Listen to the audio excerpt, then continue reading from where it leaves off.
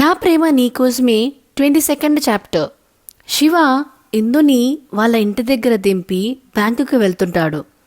శివగారు, టైంకి తినండి. మేమెలాగూ లేమని మీరు ఆ బ్యాంక్లోనే ఉండిపోకుండా టైంకి ఇంటికి వచ్చి మాతో కాసేపు ఫోన్లో కబుర్లు చెప్పి తిని పడుకోండి అని జాగ్రత్తలు చెబుతూ ఉంటుంది ఇందు. నేను మీకు జాగ్రత్తలు చెప్పాలి, నువ్వు నాకు కాదు. నేను బానే ఉంటాను కానీ నువ్వు పాప జాగ్రత్త అని రూమ్ నుండి బయటికి వచ్చి, అత్తయ్య, మావయ్య, నేను వెళ్ళొస్తాను అని రాధిక గారికి విష్ణుగారికి కూడా చెప్పి ఆయన చేతిలో ఉన్న పాపకి ముద్దు పెట్టి అక్కడి నుంచి బయలుదేరుతాడు శివ.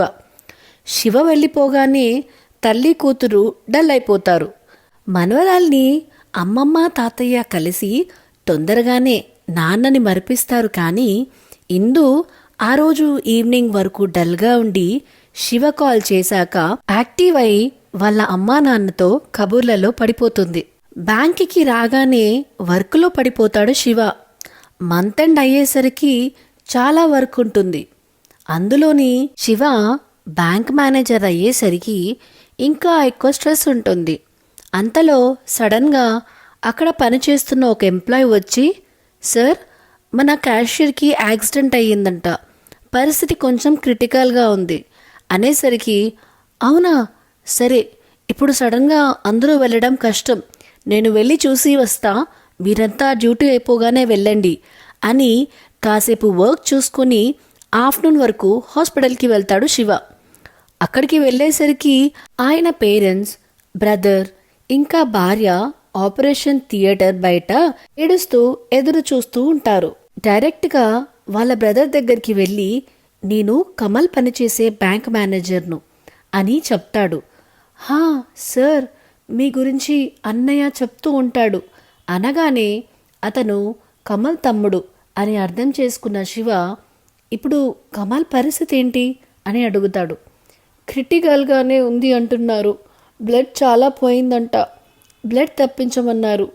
నేను నాకు తెలిసిన వాళ్ళని రమ్మన్నాను, వాళ్ళ కోసమే వెయిట్ చేస్తున్నా అనగానే, ఏ బ్లడ్ గ్రూప్ అంటే ఏ నెగిటివ్ సార్? ఓ, నాది అదే గ్రూపు, నేను ఇస్తాను అనగానే థ్యాంక్ యూ సార్ అంటాడు. ఇట్స్ ఓకే అని ల్యాబ్కి వెళ్తాడు. శివ అలా వెళ్ళగానే కమల్ వాళ్ళ తమ్ముడు రమ్మన్న వాళ్ళు కూడా వచ్చి వాళ్ళు కూడా ల్యాబ్కి వెళ్తారు. అలా శివ నుంచి మిగతా వాళ్ళ నుంచి బ్లడ్ కలెక్ట్ చేసి టెస్ట్ చేస్తారు. అలా శివ బ్లడ్ ఇచ్చి బయటకు వచ్చి కమల్ దగ్గరికి వచ్చేసి, ఓకే, అన్నయ్యకి ఏం కాదు, ఇంకా నేను వెళ్తాను, బ్యాంకులో పనుంది, టేక్ కేర్ అని చెప్పి శివ అక్కడి నుంచి వెళ్తాడు. శివ బ్యాంకు నుండి ఇంటికి వచ్చి ఈ మధ్య తొందరగా టైర్డ్ అయిపోతున్నా అనుకుంటూ సోఫాలో కూర్చొని తల్లి ఇచ్చిన కాఫీ తాగుతూ ఇందు చేసిన టేస్ట్ రాకపోవడంతో ఇందు గుర్తొచ్చి చిన్న నవ్వు వస్తుంది. కప్ ఖాళీ చేసి తల్లికి ఇచ్చేసి తన రూమ్కి వెళ్ళగానే తన ప్రియ సతీమణి ముద్దుల కూతురు అలికిడి లేక ఆ రూము బోసిపోయినట్టుగా అనిపిస్తుంది శివకి. వెంటనే ఇందుకి కాల్ చేస్తాడు. అక్కడ ఇందు కూడా శివ లేకుండా డల్గా ఉండి శివ కాల్ రాగానే సంతోషంగా మాట్లాడి కూతురితో నైట్ వీడియో కాల్ చేయిస్తా అని చెప్పి కట్ చేసి వాళ్ళ అమ్మా నాన్నతో ఎంగేజ్ అవుతుంది. ఇటు శివ కూడా ఫ్రెష్ అయ్యి కాసేపు ఏదో వర్క్ ఉంటే చేసుకుని కిందికి వెళ్ళి డిన్నర్ చేసి వాళ్ళ పేరెంట్స్తో కాసేపు టైం స్పెండ్ చేసి రూమ్లోకి వచ్చి ఇందుకి వీడియో కాల్ చేస్తాడు. అప్పటికే తన కూతురు తన ఫుడ్ తినేసి అమ్మతో కబుర్లు చెబుతూ ఉంటుంది. శివ కాల్ చేయగానే లిఫ్ట్ చేసి కూతురి మొహం కనబడేలా పట్టుకుని, చూడు తల్లి, నాన్న ఫోన్ చేస్తున్నారు అని చూపిస్తుంది ఇందు. స్క్రీన్ మీద తండ్రిని చూడగానే తన కాళ్ళు చేతులు తెగ ఆడిస్తూ కేరింతలు కొడుతూ ఉంగారాగాలు తీస్తూ ఉంటుంది. ముద్దులు ఒలికే కూతుర్ని చూడగానే శివ మనసు ప్రశాంతంగా అనిపించి కూతురికి కాసేపు కబుర్లు చెప్పి చివరగా ఇందుతో మాట్లాడి కిస్ పెట్టి మిస్ యూ అని చెప్పి కాల్ ఎండ్ చేస్తాడు. అలా ఒక 4 రోజులు గడవగానే ఇక ఇందు వాళ్ళ ఇంటికి వెళ్ళి అక్కడే డిన్నర్ చేసి వాళ్ళని ఇంటికి తీసుకొస్తాడు శివ. ముగ్గురు ఇంట్లోకి రాగానే హాల్లోనే ఉన్న నానమ్మ మనవరాల్ని తీసుకుని ముద్దు చేస్తూ ఇందు పుట్టింటి విషయాల గురించి ఆరా తీస్తూ ఉంటుంది. అలా అక్కడే టైం కాస్త గడిచిపోయి పాపని వాళ్ళ దగ్గరే ఉంచి పైకి వెళ్తుంది. వెళ్ళేసరికి శివ ఫ్రెష్ అయి వస్తాడు. లోపలికి వెళ్ళి శివని చూడగానే గట్టిగా హక్ చేసుకుని మిస్ యూ అని చెబుతుంది. నేను కూడా మిమ్మల్ని చాలా మిస్ అయ్యా అని చెప్తాడు. కాసేపు ఒకరి కౌగిల్లో ఒకరు అలాగే ఉంటారు.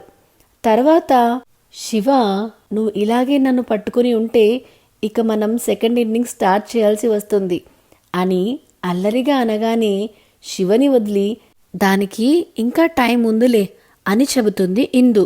ఇంకా ఎన్ని రోజులు నేను పస్తుండాలి మేడం అని ఇందుని వెనుక నుంచి హక్ చేసుకుని మెడవంపుల్లో కిస్ చేస్తూ అడుగుతాడు శివ.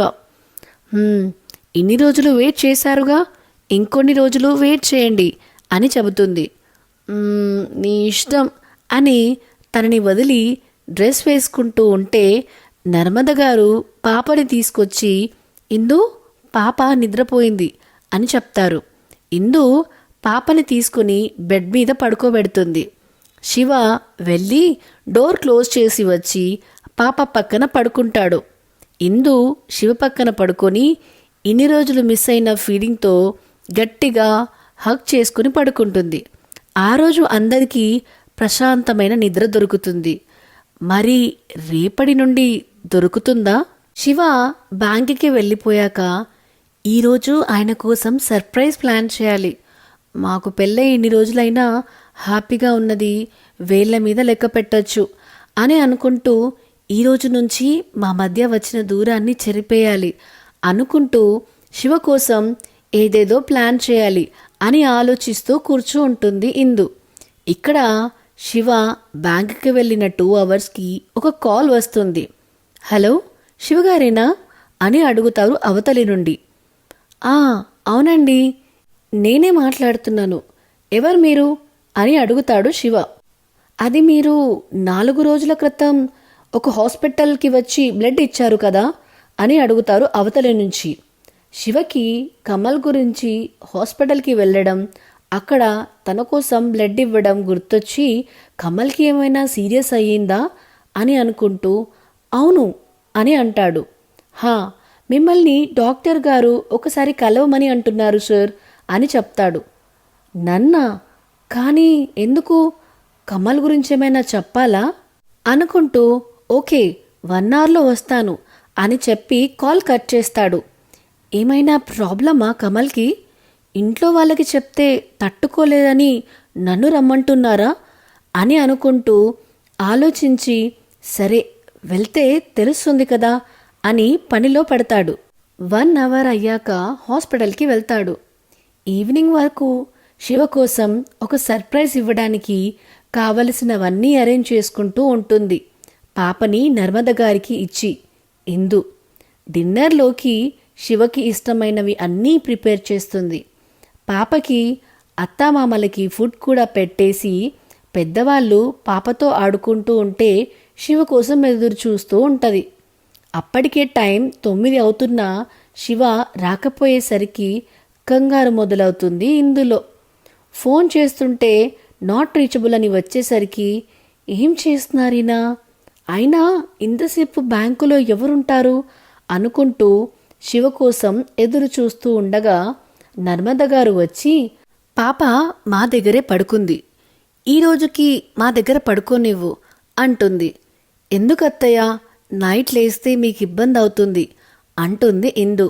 ఏం ఇబ్బంది అవ్వదు, కొన్ని పాలు కలిపివ్వు, నైట్ లేస్తే పడతాను, ఏడిస్తే మీ దగ్గరకు తీసుకొస్తాను అని చెప్తుంది. ఇంకా ఆమె చెప్పిన వినదని శివతో ఏకాంతంగా కూడా దొరుకుతుంది అనుకుని సరే అని పాలు కలపడానికి కిచెన్లోకి వెళ్తుంది. పాలు కలిపి తీసుకొచ్చి నర్మద గారికి ఇచ్చేసి ఆయన ఇంకా రాలేదేంటత్తయ్యా అని అడుగుతుంది. ఒక్కోసారి ఇలా ఆలస్యం అవుతుందిలే, నువ్వు టెన్షన్ పడకు అని చెప్పి వాళ్ళ రూమ్కి వెళ్ళిపోతుంది. ఇందు శివ కోసం ఎదురు చూస్తూ సోఫాలో కూర్చుని టీవీ పెట్టుకుని చూస్తూ ఉంటుంది. ఇక్కడ శివ బైక్ మీద వస్తూ హాస్పిటల్కి వెళ్ళి డాక్టర్ని కలవడం, ఆయన చెప్పిన మాటల గురించి ఆలోచిస్తూ డ్రైవ్ చేస్తూ ఉంటాడు. హలో డాక్టర్, నా పేరే శివ, కలవాలన్నారంట అని పొలైట్గా అడిగి కమల్కేమైనా ప్రాబ్లమా అని అడుగుతాడు. సో ఇదేనండి నా ప్రేమ నీకోసమే 22nd చాప్టర్. ఇంతకీ డాక్టర్ శివని ఎందుకు రమ్మన్నాడు?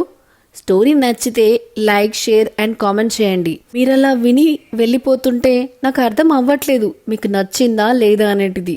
ప్లీజ్ మీ అభిప్రాయాలు కామెంట్ ద్వారానో లేక లైక్స్ ద్వారానో తెలియజేయండి. అలాగే ఇలాంటి మరిన్ని కొత్త కొత్త కథల కోసం మన ఛానల్ ద నావెల్ విస్పరర్ని సబ్స్క్రైబ్ చేసుకోండి.